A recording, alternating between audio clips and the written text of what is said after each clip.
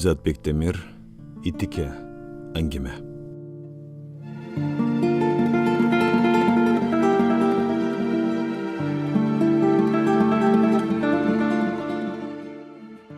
Түн жарымынан оып қалғанда біздің өрөөндөгү биринчи айылга жеттик. Мындан ары асфальт жол түгөнөттө таштак жол башталат. Илейлеп жүрүп отурасың. Бала кезимде ушул таштак жол бүтүп, асфальт жол башталган жер көзүмө жакшы көрүнчү. Мектепти бүтүп, ошол жол менен шаарга кетсем деп кыялданчумун. Көп жылдан бери айылга келе элексиң, уктабай эки жакты карап бар. Бул калтыраган жолду деле сагынгандырсың, деди айдоочу байке. Бирок караңгыда эч нерсе деле көрүнбөйт го, деп кошумчалады. Баарыбыз күлүп калдык. Мага баары эле көрүнүп тургансы да. Таштак жол, жолду бойлой аккан дарыя, бийик тоолуу айыл, анда жашаган кишилер. Мастыгынан ыргалып үйгө араң басып келген атамды көрүп энемдин өңү бузулду. Кыз, бир эле китепти тытмалап кайра окубай, тур төшөк сал. Апам мага жиндене кырады. Негедир апам атама ачуусу келгенде жинин менден чыгарат, мени урушат. Башка китеп жок болсо эмне кылайын? Ооба, сен ошентип бүгүн мени менен айтыш. Анан эртең атаңа кошулуп мени саба. Мен өзүмдү күнөөлүү сезип унчукпай төшөк салганга кириштим. Сен эмне, болгон күчүңдү ушул кыздан чыгарып калгансыңбы? Бут кийимин чече албай отурган атам апама атырылды. Мен сага айткам, дагы айтам. Кетип кал. Тирүү кезиңде төркүндөрүңө кетип кал. Теги дөңдөн нары көздөй тоголонсоң эле атаңдын үйүнүн алдына түшөсүң. Таятамдын үйү менен биздин үйдө дөң эле бөлүп турат. Бирок апам алардыкына барбайт. Атам мас болуп келген күндөрү апам экөөбүз башка кишилердин үйүнө качабыз. Таятамдыкына бир дагы жолу барган жокпуз. Ал киши өйдө ылдый өткөндө гана биздикине кайрылып калат. Тайнем такыр эле келбейт. Атамдын үнү дагы катуулап чыкты. Бул кет дегенде түшүнбөгөн кандай неме? Кет дейм. Үстөлдөгү чыны апамдын желкесине тийди. Апам ордунан турду да сыртка чыгып кетти. Мен коркуп артынан жөнөдүм. Айдын жарыгы менен көчөнү өйдөлөй бастык. Кимдин үйүнө баратканыбызды дароо түшүндүм. Эшиктин алдында чылымча кийип турган Эсен ата бизди көрүп башын ийкеп, үйгө киргиле дегенде ишарат кылды. Үйгө кирдик. Алдыбыздан чыга калган Тынар эне күлүп жиберди. Келгиле, үйгө кире бергиле. Мен азыр. Майра менен Айгүл да жаңы эле келди. Ашканада отурган Майра жеңе бизди карап, бизди Кудай урган го деп күбүрөндү. Айгүл жеңе аябай ыйлаган окшойт, көзү кып-кызыл. Тынар эне сырттан отун көтөрүп келип, от жагып чай койгонго киришти. Эшиктен кирген Эсен ата жерде жаткан гезитти алып, төркү үйгө кирип кетти. Дасторкон салынып, ысык чай келди. Бирок куюлган чайды эч ким ичкен жок. Эч ким сүйлөгөн да жок. Бир нерселерди кобурамыш эткен Тынар эне 3 аялдан деп баш ийкегенден башка жооп ала албагандан кийин ал да үндөбөй отуруп калды. Сөз кошпой койду. Аңгыча эшик шарт ачылып, Айгүл жеңенин күйөөсү кирип келди. Мас экен, эч ким менен учурашкан да жок. Ызырынып дароо эле аялына атырылды. Катын, алдыма төш. Мен апамды кучактай калдым.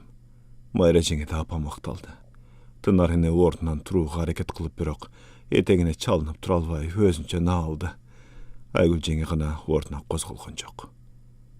Байке кайра кыйкырды. Бас дейм. Ушундайыңда басып кал. Басып келчү үйдү тапкан экенсиң энеңди. Ал биз тарапты карай келатканда төркү үйдөн Эсен ата чыга калды. Аны көрүп азыр эле атырылып аткан эркек жалтаңдай түштү. Кел. Эмне болду? Деди ата үнүн бийик чыгарып. Мен мындай эле учурашып коеюн деп. Учурашчу киши түн жарымда эмес таңда келет. Түндө келсе эшик кагат. Үйдө ким бар деп сурайт. Эсен ата босогодо жүлөнгөн таягына бет алды. Айгүл эженин күйөөсү соолуга түштү окшойт, аксакалга сунуп бараткан колун эки колтугуна ката коюп ыксыз ырсалаңдабынан шашылып эшикти көздөй жөнөдү. Анын артынан эле эшикке чыккан атанын «Ай, бери кел, токто, Tokta deyim, degeni bizge uğup turdu. Azыр эле кыйынсып, аялын чаштан алып сүйрөчүдөй болгон неме карыган чалдан айбыгып качканын көрүп, мен аябай таң калдым. Бир эсе сүйүндүм. Апам мени кучактап отурган калыбында, күң өскөн жаным, бирөөнүн эрине тургай, өз эриме да сүйлөй албайм, деп күбүрөнүп отурду. Болуша албаганына өзүн күнөөлүү сезди окшойт. Дагы бир жолкусунда атамды уктасын деп сай бойлоп жүрүп, апам экөөбүз үйгө түн огунда келдик. Куроого кире бергенибизде, атаңды карап чык, уктады экен. Апам адатынча мени биринчи үйгө киргизди. Апам дайым ушинтет. Атам мени сабап айтты. Мен үйгө акырын кирип жарыкты жандырдым. Негедир үй ичи муздак. Аркырап шамал урат. Апам артынан аңдып, жылап басып келаткан экен. Мен эмне болгонун аңдап түшүнгөнчө болбой эле кыйкырып жиберди. Ушундай болорун билгем, ушуну кыларын билгем. Мындан башка мунун колунан эмне келмегиле? Мен чочуп кеттим. Үйдөгү болгон эки терезени атам көөп салыптыр. Өзү болсо аркыраган шамалды тоготуп койбой уктап атат. Апа, эми эмне кылабыз? Каякка уктайбыз? Эми эмне кылмак элең? Тур, сандыктагы шейшептерден алып чык. Абайлап бас, бутуң айнек кирет. Апам айнектерди чогултуп да, наалып да, ушунун баарына мен күнөөлүүдөй, мени улам жекире карап тилдеп да жатты. Мен тарындым. Апам мага маани деле берген жок. Терезелерге шейшептерди мык менен илештирип эптеп кагып калкаладык. Күндөгүдөй төшөк салган жокпуз. Апам эки көлдөлөңдү катарынан салды да, үстүбүзгө эки көрпөнү жаап койду. Эртең менен апамдын калдыратып от жакканынан уйгунуп кеттим. Атам адатынча таң эрте туруп кетсе керек. Үйдө жок экен. Очокко чай куйгон соң апам, экөөбүз качып жүрүп, наны жок калыптырбыз. Бар, Назик жеңеңден нан сурап келчи, деди. Мен сүйүнүп кеттим. Назик жеңени аябай жакшы көрөм. Татынакай жеңе. Дайым мени эркелетип сүйлөйт. Чачымды түрдөп өрүп берет. Бир жакка барса, такай мени ээрчитип алат. Ошон үчүн да жакшы көрөм. Кээде баламды карап тур, нан жаап алайын, кир жууп алайын деп чакырып калат. Анысына деле кайылмын. Бара берем. Бул жолу барсам жеңе очоктун күлүн чыгарып атыптыр. Жеңе, апам бир нан берип турсун дейт. Менин сөзүмдү кайненеси угуп калбасын деди окшойт. Жеңе шашып кетти. Бурчтагы үкүктөн бир чоң нан алып берди да, бара кой, деди. Ошол учурда сырттан кирип келген кайненеси колумдагы нанды байкап калып, Назик жеңени жекире бир карады. Эмне, апаң нан жаппай калганбы? Деди мени зекий карап. Мен билбейм дегендей ийин куушурдум. Каардуу кемпирдин алдынан тезирээк кеткенче шаштым. Ага болгон жок. Кемпир мени токтотуп, ай кыз, айт апаңа алдыгындай чоң нан жасап берсин. Муштумдай болгон бир нерсени көтөрүп жетип келчи элеңер. Инилүү болосуң, кызым. Инилүү болсоң, ысымын итикке коёбуз. Атам күйүндө бир маал кайталайт. Ошондой кантип ысым болсун? Мен чычалайм. Болот, итике, чотуке деген аттар толтура. Атам мени чычалатканына ыраазы болгондой каткырат. Мага болсо итике деген ат жакпайт. Күндө иниме ысым тандайм. Ильич, Мелис, Каныбек, Алым деп жаккан аттарды санайм ичимден. Бирок мен тапкан ысымдар улам эле иниме жарашпай калат. Татыксыз аттар болуп чыга келет. Анан чет элдик кинолордон көргөн ысымдарга өтөм. Марсель, Даниэль, Джон. Апамдын боюнда бар экенин билгенден бери атам апамды сабабай калды. Үйдөн да кууганын токтотту. Ичип келип буюмдарды ыргытып сөгүнүп аткан атам апамды көрөрү менен «О, итти кем?» деп ырсалаңдап күлүп баштайт. Же отуруп алып уңулдап ыйлайт. «Улак берем, уулду болсом торпок улак берем» деп кыйкырат. Коросунда чычка улагы жок, улак беретмиш деп сүйлөнөт апам. Ачууланымыш эткени менен апам өз деле ушул ойго макулдай. Бул жолу атам үйгө ырдап келди. Анан түшүнүксүз сөздөрдү булдуруктаган бойдон жатып уктап калды. Бирок көп өтпөй Ырыспайке кыйкырып куроого кирип келди. «Эй, Бактыбек, чык эшикке. Эркек болсаң чык». Ал киши үйгө киргенге аракет кылды эле, апам экөөбүз алдынан тосуп чыктык. «Эй, энеңди Бактыбек, чыктабы демен сага. Sen meni ura turgan bolup kalgansың ba? Emne boldu? Bактыбек үйдө жок. Катыныңдын артына жашынбай чык деп атам. Sen turчу мындай. Рыспайке маңдайында турган апамды бетке бир муштап жакасынан алып түртүп жиберди. Апам тепкичтен ылдый тоголонуп барып жатып калды. Мен коркконумдан чыңырып ыйлап коңшуларга жардам сурап чуркадым. Үнүмдү угуп биздин үйдү карай чуркап келаткан Назик жеңенин күйөөсүн көрүп, кайра үйгө кайттым. Келсем, апам Ырыспайкени үйгө киргизбей, анын күрмөсүнөн бекем кармап туруптур. Ал киши апамды кайра түртүп жиберди. Мен артымдан эле чуркап келген Назик жеңенин күйөөсү Ырыспайкени бекем кучактап короодон алып чыгып кетти. Ысы чуудан улам үйдүн алдына бир көчөнүн эли бат эле чыйылып калды. Апам кыйкырып да, ыйлап да жатты.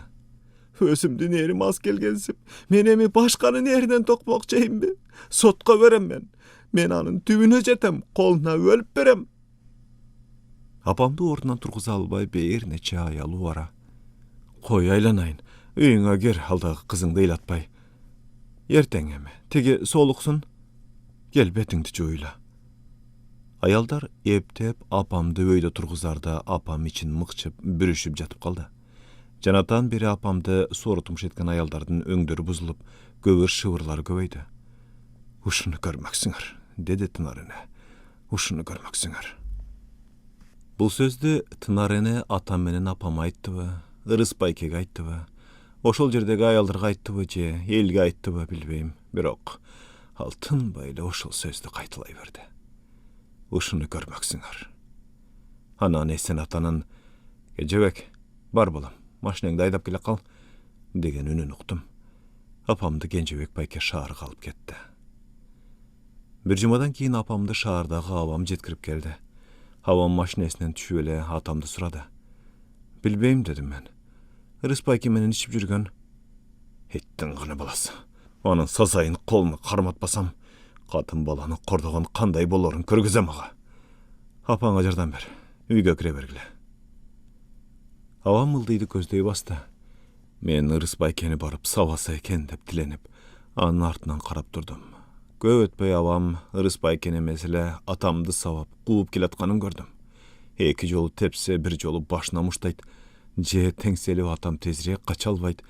2-3 жолу жыгылып турду. Жыгылса деле сабап атты абам. Айкан жок.